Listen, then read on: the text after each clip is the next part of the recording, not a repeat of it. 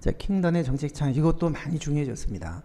킹던 정책. 전에는 주로 7급에서만 뭐 한두 번 나왔는데요. 지금 이제 9급도 앞으로 나올 수 있고, 이 쓰레기통 모형이 의제 설정 단계로 좀 초점을 맞춰서 발전된 게 이게 정책창 모형. 둘 다 흐름의 모형이라고 하잖아요.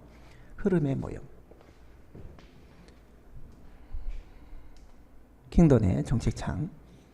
근데 킹던의 쓰레기통 모형은 4가지였잖아요. 의사결정에 필요한 요소가. 근데 정책창 모형은 3가지예요.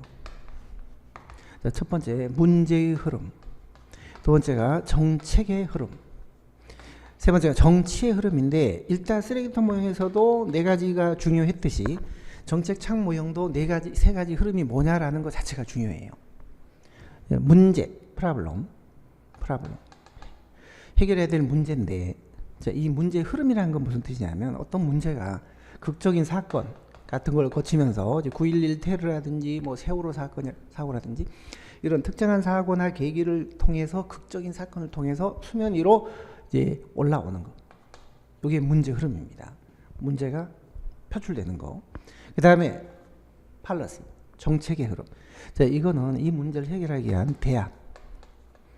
대안이나 정책이 전문가들의 논의를 거쳐서 특정 대안이 수면 위로 부각되는, 좁혀지는 그런 과정이 정책의 흐름이에요.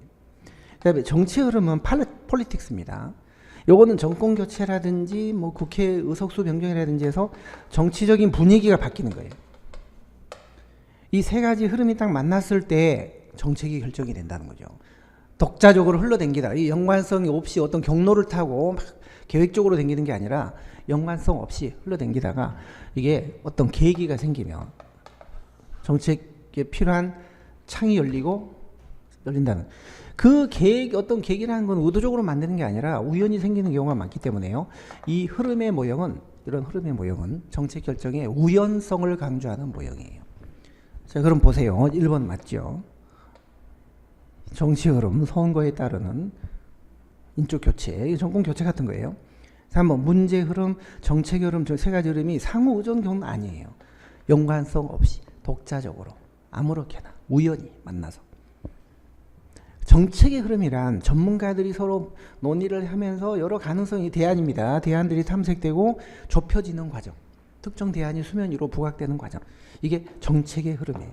그래서 문제 흐름은 극적인 사건이라는 게 나와야 되고요. 정책의 흐름은 전문가들을 통한 어떤 특정 대안 정책이 수면 위로 부각되고, 요의가 나와야 되고, 정책 흐름은 정권 교체 같은 정치적 어떤 그 분위기나 이데올로기의 변화, 이런 말이 나와줘야 돼요. 3P입니다. 3P. 자, 그래서 틀린 거는